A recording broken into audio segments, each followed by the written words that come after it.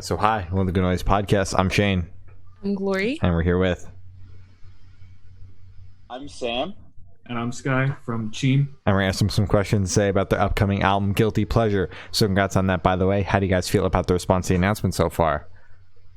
Honestly, pretty good. I mean, it's been a long time since we've released any kind of project beyond one song at a time. We did a split, but that's that was 3 songs. This is actually the first album we've done since, I would say, 2017. Some people would argue in 2018 we had an album, but we call it a mixtape. So regardless, it's nice to see people who are be like Cheem, when they're rocking out to come back and be like, oh shit, I'm actually excited for this new album. So I don't know, we're happy about any attention people give us whatsoever. So it's really nice to just come back into the ethos and be like, hey guys, we exist again. Hell yeah. To clarify, it's something more cohesive rather than Cheem TV. It's just kind of a bunch of ideas thrown up into a track list. This is something we cohesively thought would fit well together. Mm-hmm. Yeah. So obviously we were saying beforehand, back when we talked back in 2020, you guys were like, we got this album, you sent it to us and everything, and it's finally coming out now. How long have you guys been sitting on this thing? You want to talk about that, Sam? I don't know. Well, honestly, the song that was written for this was back in 2017, I want to say. Yeah, we were working on the last track back when we were working on Downhill. Yeah. So 2017 was when we started writing, and then 2019 was when we started recording. So it's been a while. Yeah. Oh my god. But hopefully it was some worth of the the wait. songs were recorded last year, actually, because we had a few that were oh, why don't we just add more songs? 'Cause at first it was an EP, and we're we've been holding on for this for way too long. Let's make it an album. So Sky wrote some new tracks, including the single we recently just released called Snag last year, and we recorded that in a separate location.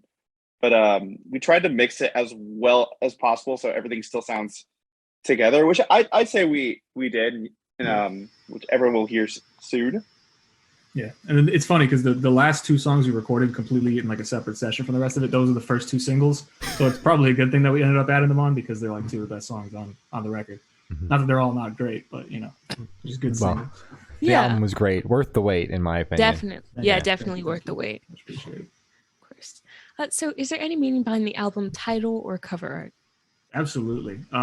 So yes, we kind of have this philosophy in the band where it's you shouldn't have a guilty pleasure. If you like something, unless it's something totally abhorrent and associated with really bad people or ideals, then you probably shouldn't be guilty to like it. Because when most people talk about guilty pleasures, they're I secretly listen to Hannah Montana or something. Yeah, the Jonas Brothers. It's yeah, exactly. I fucking love the Jonas Brothers. I love the Jonas Brothers. The Jonas Brothers are fucking sick. And I'm not ashamed of it. Nobody should be ashamed to listen to shit. That's just music that doesn't it doesn't hurt anybody. You know what I mean? Mm-hmm. Nobody should be ashamed to be oh yeah, oh, I watch Gilmore Girls. I fucking love that show. But I would never tell my guy friends. You know what I mean? I would never tell my guy friends about that shit. You know what I mean? It's why are you worried? Just fucking be open about that shit. So I think for our music, obviously what we're doing, I think people would consider at least 5 years ago where DIY was, if we were doing what we were doing now, people would be calling us corny left and right. And it's I'm glad that people are more open-minded now. But if our music is a guilty pleasure for someone, it's cool, but it's don't be ashamed of it. You know what I mean? We're just trying to make music we like, and we're not guilty about making it, and we're not guilty about the shit we listen to. You shouldn't be either. And the title is, it's kind of a reflection of that. It sort of channels a little bit of Lisa Frank. You know what I mean? Because I love Lisa Frank shit. I think it looks dope. I love that design. I love rainbows and shit. And I'm not ashamed of that. So it's kind of I guess it goes hand in hand with that. Hell yeah. Very cool. All right. But yeah, we're passionate about this. So can you guys tell us a little bit about your writing process for this album? Yeah. For the most part, I write the music, and then I either write the melodies or I send them to Sam when I don't have ideas, and Sam writes the melodies, and then I either write lyrics to him or I work off of some of the placeholder lyrics that Sam gives me and work out the melodies, and then obviously I'm writing the rap parts and stuff, except for the one feature. So a lot of that writing stuff comes down to me, and a lot of the demoing process for the songs is where a lot of the touches of production come from. Most of that electronic stuff is present from the get-go. And sometimes that'll be present in like the original idea for the song. Like there's a song on the record called Pay to Play where like the original idea itself was like I wanted to have like a sample of something. It's like of someone saying the words pay to play, like looping that and then putting like a dance hall type beat over it. So it's like ideas don't necessarily come from me like fooling around on a guitar anymore like they used to like years ago. It's more like I think of music in like a much more like, I don't want to say like abstract way, but it's definitely like more of like a nebulous cloud of like things I can pull from where it's like, okay, well, I don't have to start with a riff. I can start with like this cool like drum loop or something like that. So I think that's an easier way for us to channel like all the different influences and genres that we are bringing to the table on this record too. Because it's like we're approaching writing rock music as if we were not rock musicians. Like if it was like if it was like Pharrell coming to the table or like, you know, Soundwave coming to the table and be like, all right, I'm going to write a rock song. Like they wouldn't probably go in with a guitar riff first. They'd lay down like a beat first, you know? So it's that kind of stuff. Mm-hmm. Yeah. Okay. Yeah. That makes sense. That's really cool. I think this album, I think this album is more like Sky definitely writes like the skeleton, but this is the first album actually with our bassist Nate, even though he's been in the band now for like 3 years.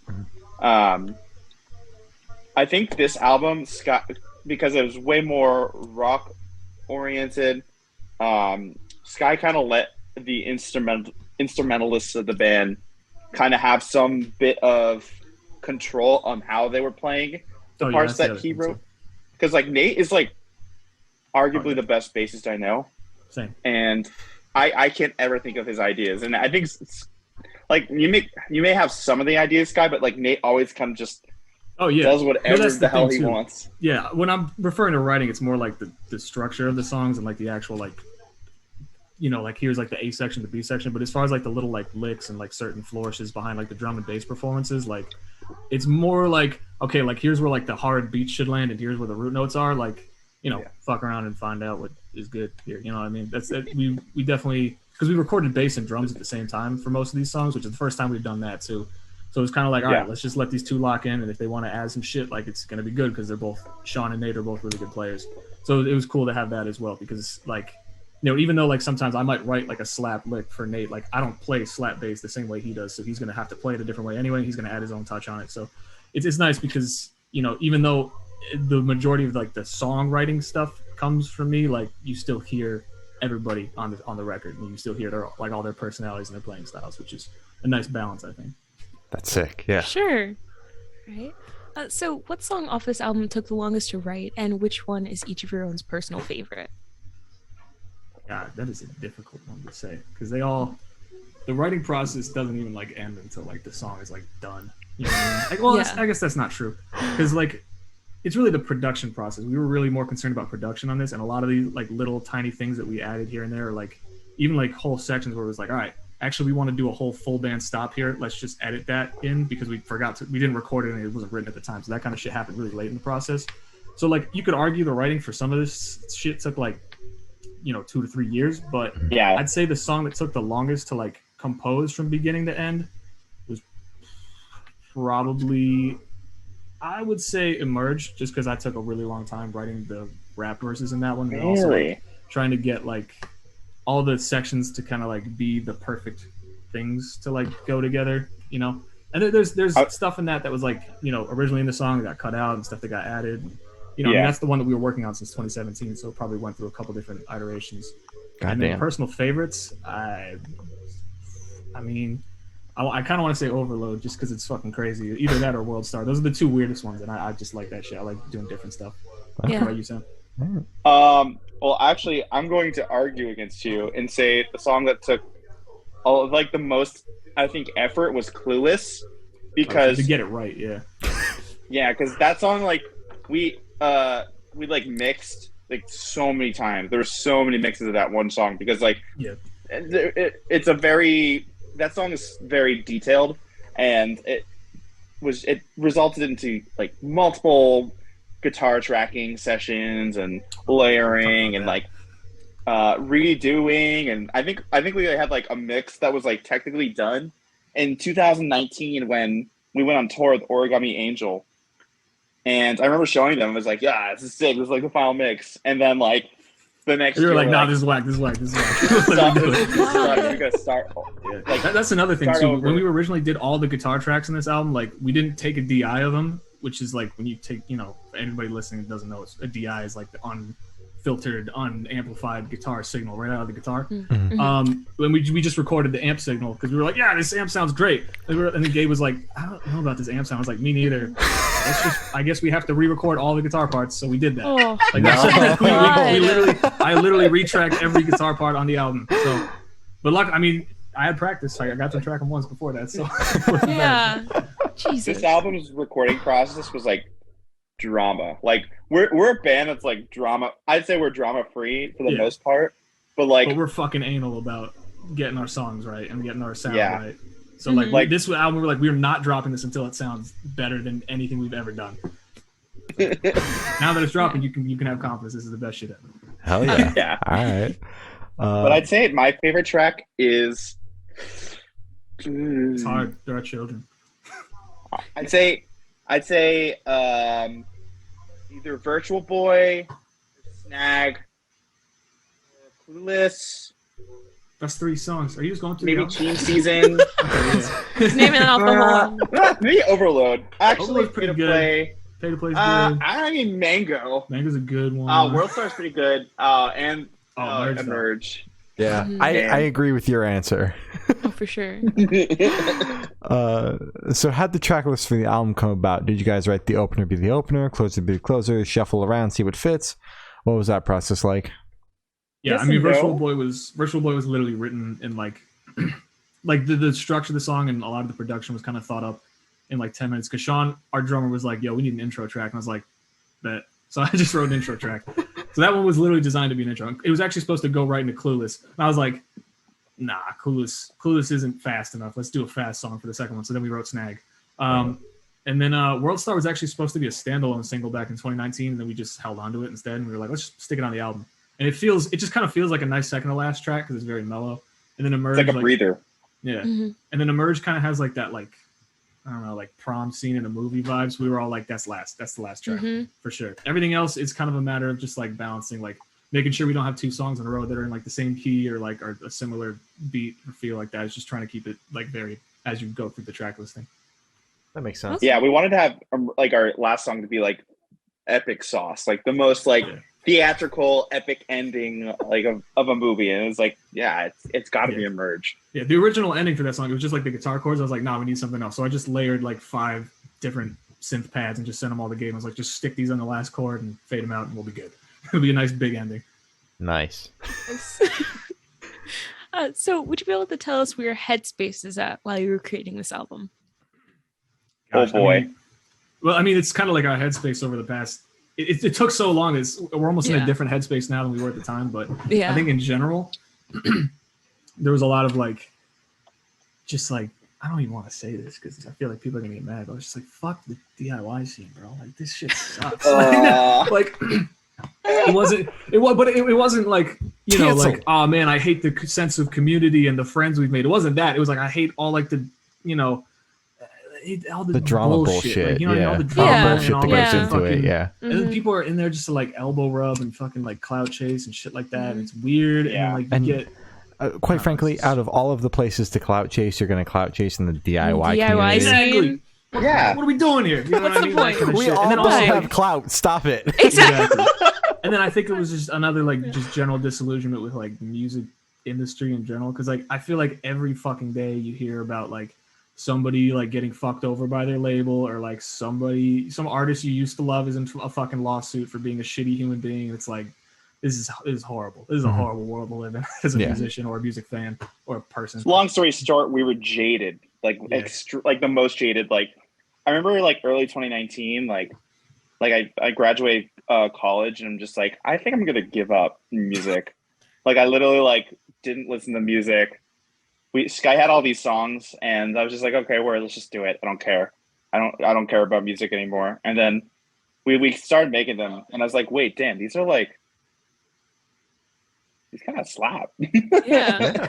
I think all of us just collectively hitting that low point, it was just like good for the band in the end, because like you just lose so much like pride and like hubris and like all that shit. You just like, I don't fucking care. Let's just do it because it's fun. You know what I mean? Like, I don't know. Like, I feel like around like the Cheem TV era, like a little bit after that, like probably like 2019-ish, early 2019, before we went on tour with Gami, we were just like, dude, are we even gonna like do this shit anymore? Like, come on, man. You know what I mean? Yeah. But passing through that fucking nadir is like, okay, cool. You know, now we're all like open to a lot more things that we used to be open to. So we're less stubborn now, I think. Still just as angry and sarcastic, but in different ways. Fair enough. I feel like our reception for Cheem TV was like way less than we expected, because we all just loved that release, and it just didn't seem like a lot of people in the scene that we were in was like about it. Mhm. So we were like, why don't we just like do something that is, you know, more rock, just to be like like middle fingers to everyone, like I guess this is what you wanted, but like, of course, then COVID like, happened, and we were like, you know what, fuck it, we're just gonna drop 3 like pop singles. Fair enough. Like, COVID was also part of us like not giving a fuck anymore. I feel like for a lot of bands, it's really been eye opening, because it's like, wait, like nothing matters. We can do whatever we want. It's like all these like imaginary like structures and like weird rituals that have been built up in this industry. It's like most of that shit you don't have to do. You don't have to do that. Mm-hmm.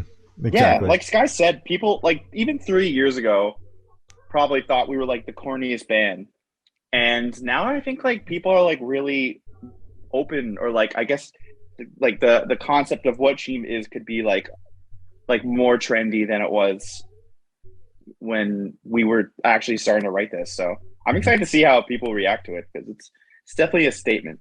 Definitely. And I Sure. mean, it seemed like the album announced and the label signing and everything, the response to it was good. So hopefully people like the album. I do think it's funny though, Sam, that you said a couple of years ago you were like, I'm done with music, and now you're like in 7 projects and it's only more. It seems like every day you're like, I got a new project now, and it's like all right. With music. Yeah. Yeah, it's like one day I'm like, I hate music, and then the next day I'm like, wow, music's the greatest thing on the planet. We have those kind of mood swings. I remember one time, Sam, we were at like the house. I think we were at Dennis, and I was sitting with Ben. And I said something. I was like, dude, I fucking hate music. And he's like, dude, 15 minutes ago you told me you would rather die than like not have music in your life. And I was just like, Oh my god. I don't like. This is who I am, Ben. Come on, this is me. That's great. Shane, this is you. So how do you recommend your fans to listen to this album for the first time? Should they do it in the car with friends, in the dark with headphones on? Is it a workout album, party album? What do you guys personally recommend? All of the above. I'd say listen to it first in your room, like alone, and then listen to it in your car, and then show all your friends. Oh, yeah. That's good. Yeah, strap yourself to like a chair administering electric shocks every 3 seconds in a really dark room, and just like play this at max volume until like you can't. It literally doesn't leave your head. It's subconsciously imprinted on your brain, and then show it to your friends, because you won't be able to not. You'll be like, I need you to share in my pain. That sounds really relaxing. That sounds scary as fuck. Sounds good. Change is scary. New ideas are scary. This album is fucking scary. Okay. True. All right. All right. So this one should be super, super quick. Off the top of your heads, I want you guys to describe this album for new listeners in 3 words. No more, no less. 3 words each. I'm gonna need a sec. That's not one of my words, by the way. That's not a word. Okay, I'll say manic, shameless, and catchy. Yeah. I thought you were gonna say fucking manic street preachers. No. It's like I don't think it's that. I would probably say rainbow future punk. Like that's the genre of the album right there. Okay. Yeah. All right. Rainbow future punk. That's what it is. Because it's still coming from like a punk background, because that's where I think most of us come from musically. It's just like hammering 3 chords as hard as possible on a guitar until your fingers like bleed. So I think that combined with like all the textures and electronics and stuff, it's sort of like it still has like a little bit of punk behind it, but it's very like layered and futuristic and all kinds of stuff going on. So yeah. Mm-hmm. So true. So in that same train of thought, is there a certain feeling or emotion you want your listeners to have while going through the album? Guilt.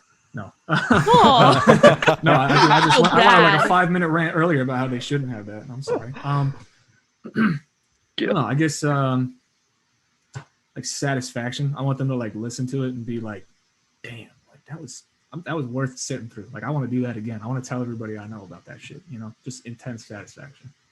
That's good. That's good. I'm just gonna agree with what that guy said on that one. That was perfect. Fair enough. All right. So what is your favorite memory that you made while creating this album? You said memory? Memory, yeah. Okay.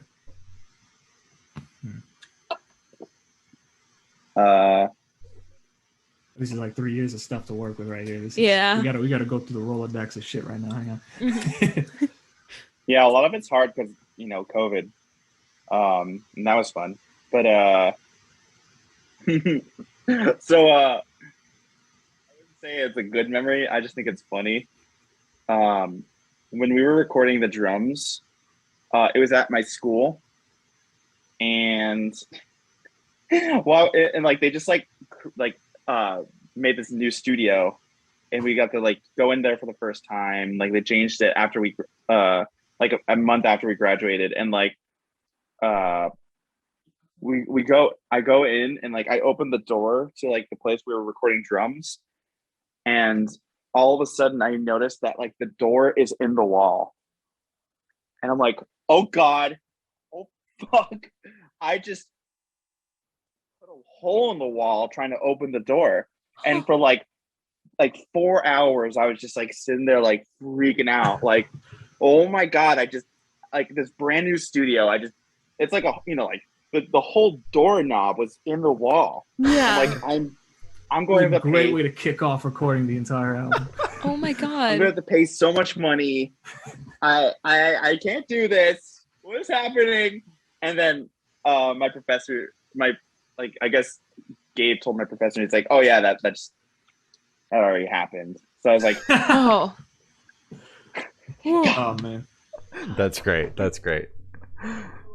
For me, I don't know. I mean, like technically we toured with Gami during the making of this album. That was a lot of fun. I would say that's probably one of like the good memories in general. But like honestly, recently we've been having a Cheem enthusiasm renaissance within the band, because it's like we're more enthusiastic about the record now that it's getting closer to being released, and we're doing all these music videos and stuff for it. So honestly, like recently filming the videos has been a lot of fun. I really like doing video content, and you know, I'm glad we're doing more coming up. So that's probably one of my favorite memories. It's just like getting to like give the songs visuals and be like, this is like, you know, getting to see the end product too.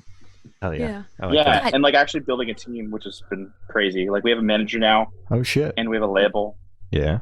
And someone that like, it's like he books at this big agency, but it's like he's not like booking us under that, but like he's like booking for us. So we have like an actual Cheem team. It's like really surreal. Yeah, for the first time ever. That is sick. You guys keep bringing up the Gami and Cheem tour, and I'm so jealous. I wish I was in the scene back then. I was listening I was like emo quartet, you know, like 21 Pilots, Fall Out Boy, My Chemical Romance. You know, I was in that era. But I wish I was in the scene so I could have seen that, because the things I would have done to see that tour. Oh my God. God, it's funny because we actually opened every night of that tour with 2 songs from this album, like even back then, which is like, it's weird to think how long we've been playing that shit. So you would have heard part of the album if you saw us then too. We opened with Virtual Boy into Clueless, because that was before we even wrote Snag. Oh. And then we also covered Burning Up every night. Nice. Yes. Yeah. Mm-hmm. Hell yeah. And then that was a crazy tour, and that was the last tour we went on, like period. Like we haven't gone on one since. So damn, it's like it's still kind of fresh. It's like, oh, that was our last tour. That was awesome. Well, that's a sick last tour. You guys need to go on tour again. Oh, we would love to. I think they're a little too big for us now, but we love Gami. They're fucking fantastic dudes. We love hanging with them. If they ever wanted to play a show with us again, we'd say yes in a heartbeat. Hell yeah. Sure. Putting that out in the universe. So picture this, you're on tour, you're at a gas station for a rest stop. What is your snack of choice? Single hard-boiled egg. God damn it. From the gas station? Yes, there's a lot of guests. Okay, so I know that sounds like a joke, and it kind of is. That's not what I would get, but I have gotten it before, and it's a good source of protein. You get this last time. Did I? Yes. Oh well, just go watch the last interview. I don't remember talking about a single hard-boiled egg. We also didn't have this question, so if it was anything, it was when you were on death row. Five ever. Oh, it was literally five ever. Oh, fuck Oh you, my man. This isn't God. 5 ever.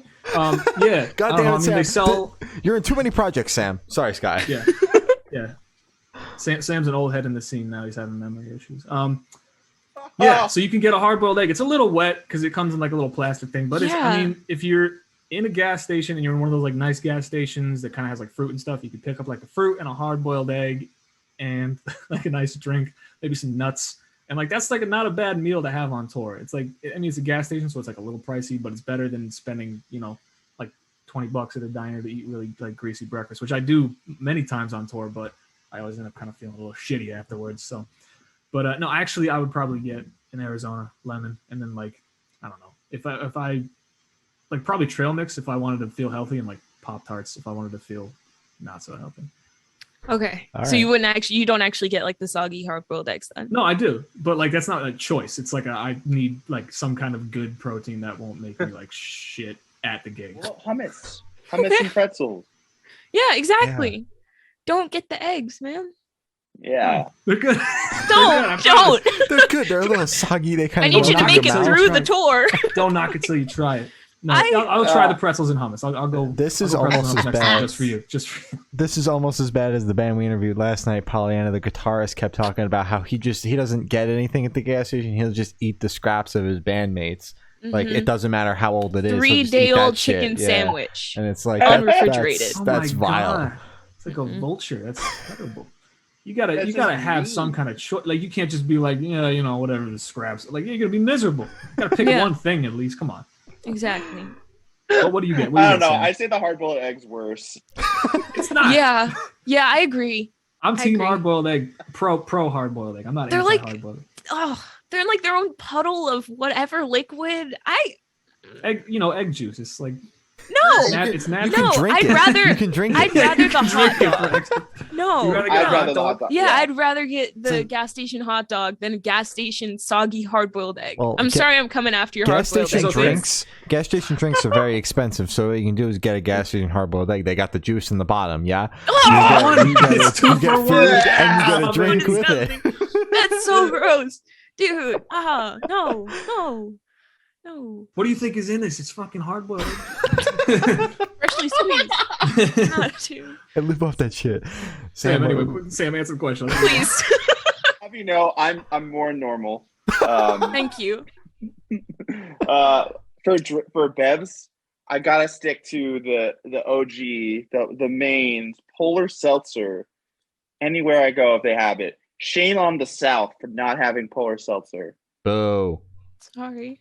Yeah, Polar but the South Seltzer's has cucumber lime Gatorade always, which is fantastic. Yes, they do. So if I'm in the South, I won't get cucumber lime Gatorade. Fucking limon pepino, baby. That is the best Gatorade I've ever had. It's good. It And tastes like a then- spa. Nice. Yeah, Oh. exactly. And that's so exciting. For snacks, Mhm.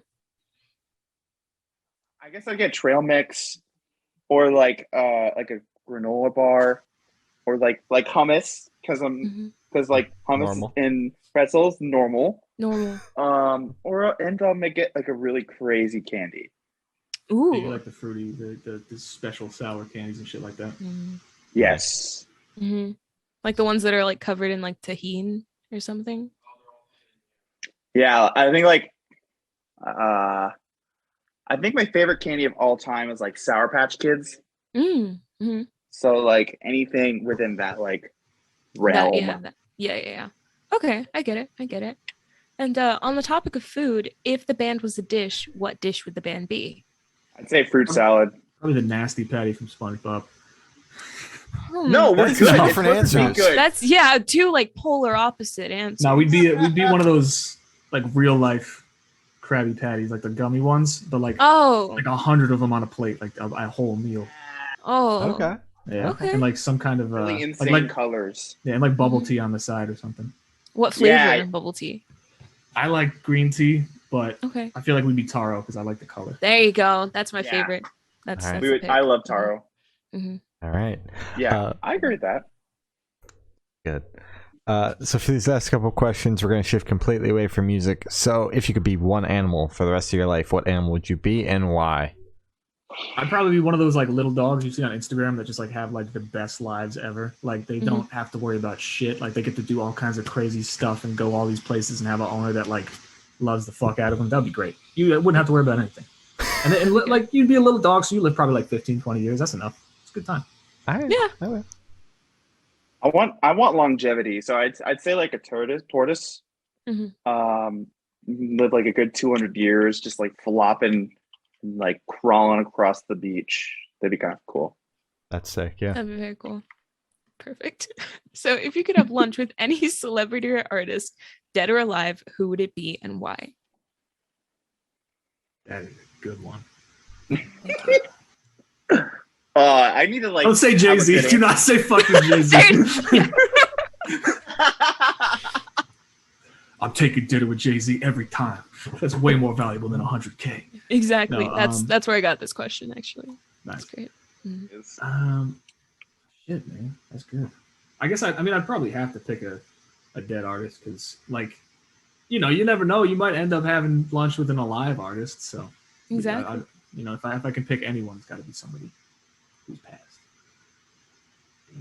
I'm gonna say Rivers Cuomo because one time, back when like Snapchat was cool, I was really young. I added him on Snapchat and he like accepted my friend request, and I sent him a message, and he fucking read it, never replied. But like I know it's so sad. You want to confront him about it? I want to get like a nice meal with him, and then like try to like get access to my old Snapchat and be like, you see this? You see this right here? You didn't respond to this. My Snapchat. Yeah.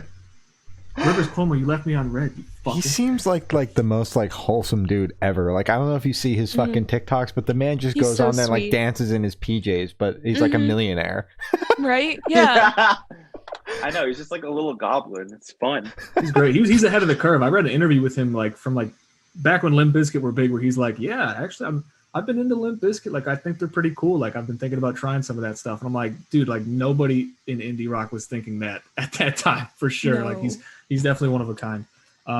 If I had to have lunch with anybody dead or alive, this sounds probably kind of cliche, but I would say Kurt Cobain because I feel like everybody like projects like an image of like what they think he was like onto him, and I just want to like sit down with him and like have an honest chat and be like what is this guy actually like? How does he actually talk? Like, because he's such like a figure now. He's not like a person anymore. I want to like talk to him as a person. I feel like that'd be interesting. Hell yeah. I'd have a lot of Alright. trivia questions too. Hell yeah. Probably be annoying. So for this last question, boom, you're on a desert island. You can bring one movie, one album, and one person.